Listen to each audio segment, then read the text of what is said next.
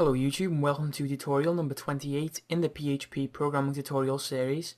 And before I start this video, I just need to make one little request.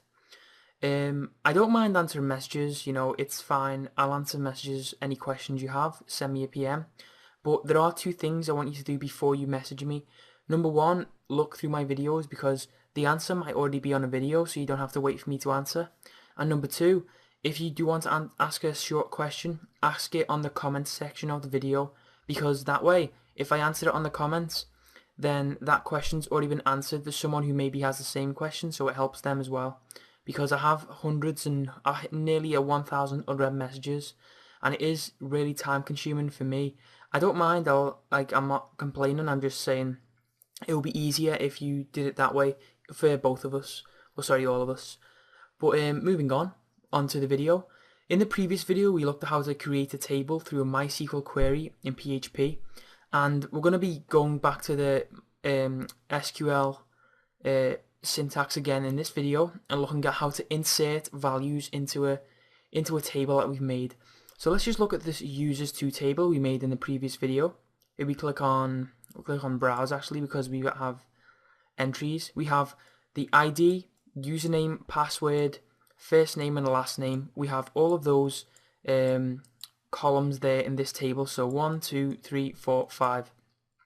And we added a little mock entry through the PHP panel here. But what we want to do in this video is actually add data through a PHP file without accessing this PHP That way users can add their own entries into a database. So we're just going to click on, if you click on the accounts here, back to the main database accounts, and you should see empty or clear on the database. Just click that, because that way we can get rid of the mock information that we've already got in it. Okay, so back to the coding. Let's start coding this main application.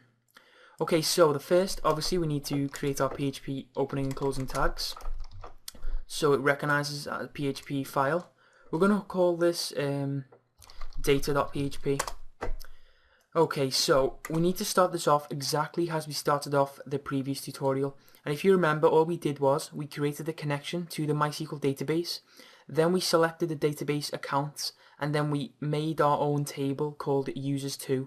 So what we're going to do, as we did in the last tutorial, whoops, it's pound sign, make a variable called accounts, and that's going to be MySQL_connect, and in brackets we need our 3 parameters, which the first is localhost, which is the server, then a comma, and then the second is going to be the username, root, and a third is the password, and mine is password. Now it's important to note that these 3 values will be different depending on what you're working on. Excuse me. So my username and password is customized to root and password. Yours might be different. And obviously if you're using a external database, localhost won't work for the address. Okay, so underneath this you need to type or die in brackets MySQL _error, and then finish that off with a semicolon. And now we need to select our database, and this is called accounts. You might have called yours something different, so if you go onto your PHP admin, it should be called up here. You go to localhost, you have a list of databases. If you remember, we called ours accounts. So if you're coming straight from this video and you haven't watched a previous one, your database might be different, so you need to put up whatever the name of the database is. So we type MySQL _select _db, and then in brackets, and the first parameter is the name of the database, accounts, and then we have a comma, and after that we need to put the variable which holds our connection, which is up here, accounts. Okay, so this is where it gets different. So we're just going to create our MySQL _query code down here. So type MySQL _query, and then in brackets we want first our query, which is going to be held in the SQL variable. We're going to determine that in a second, don't worry. And then have a comment, and then have another variable which is our connection up here, accounts. Okay, so now it's time to look at the SQL syntax on how to insert data into a table. So we'll first create our string variable here, which is this SQL that we're putting inside the brackets. Sorry, I woke up with a bit of a sore throat. It's kind of hurting my voice, but what we need to do to insert data is simply type insert into, and this insert tells SQL that we want to insert data, and when we say into, after this we need to type the name of the table. And once again, if you're watching this from the previous tutorial, we named our table as users2, but if you're watching this because you've stumbled across this video, you need to type the name of your table, which is right here, and obviously ours is users2. So we'll just type users2, insert into users2. It's quite logical when you think about it. And the next thing we need to do is specify the fields in the table what we want to insert into. So in brackets, we need to type all of our fields in here, and it's important to note they do not need any sort of quotations. You just type them as plain text. Okay, so the first one is, if we click on structure and we can see all of the fields. The first one, right now we don't need to type ID, and the reason for that is this auto increments. If you look here, auto increment, this will just add its own value each time, so we don't need to use this. So the first one technically is username. So if we go back onto here, in the first part of the brackets type username, and then we have a comma. Remember, there's no no quotations. The second one is password, so comma password, comma, and the next one is first, which is going to be the first name, comma, and then the last one is last. Okay, so far we just have insert into users2. It sounds logical, and in brackets we're just specifying the fields that we want to insert data into. Now all we need to do is type values, and then in commas the same thing again, but in this case we need to have quotations to specify the data we want to enter into it. So I'm going to use this in single quotations because we have double quotations around this variable.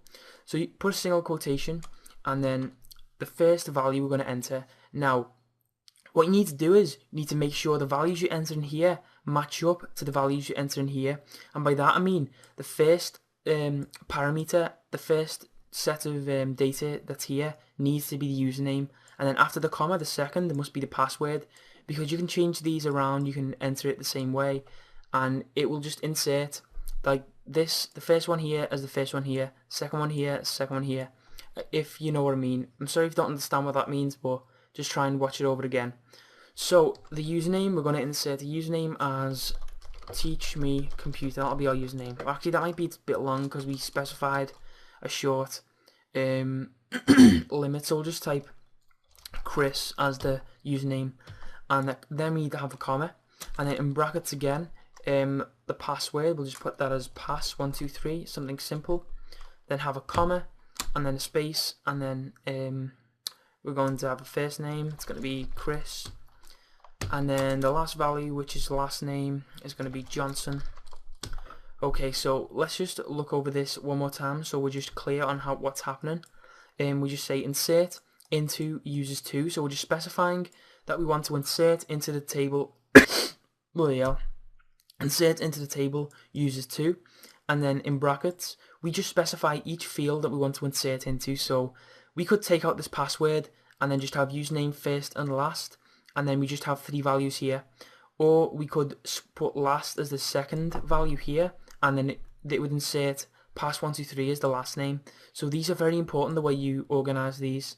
And then we type values, and in brackets we have the values we want. So username will be Chris, password pass123, and so on. So almost forgot our semicolon here. Type that there and hit save. So this was called data.php. So if we go here, you'll see we've presented with no error. That means it should have worked. If you go into here, click on users2, we have all of the information we have here: Chris, pass123, Chris Johnson, and you can see it also inserted the ID for us. So if we just visit this again, it will insert the same ones again, and you'll see it has ID as 2. So it worked. Everything was done correctly. That's how to insert data. And actually what I'm going to do is I'm going to show you guys how you can customize it so a user can insert data. Do I have enough time? I think I do. Actually I don't. Looking at the clock, because we've got a 15-minute limit, I probably wouldn't be able to set it all up, but I'll do that in the next video, or I'll leave that until the community videos. So thanks for watching the video, guys. Hopefully this helped. I'm sorry for the big break, but I'm not gonna lie and say I was like doing exams.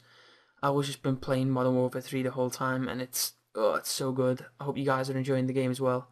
So make sure, if you have any questions, as I said, look through. First step is to look through my videos. Second step is to comment on this video with the question. And then if I don't get around to seeing the comment by accident, then just leave me a PM as well. So I'll see you guys later, and peace.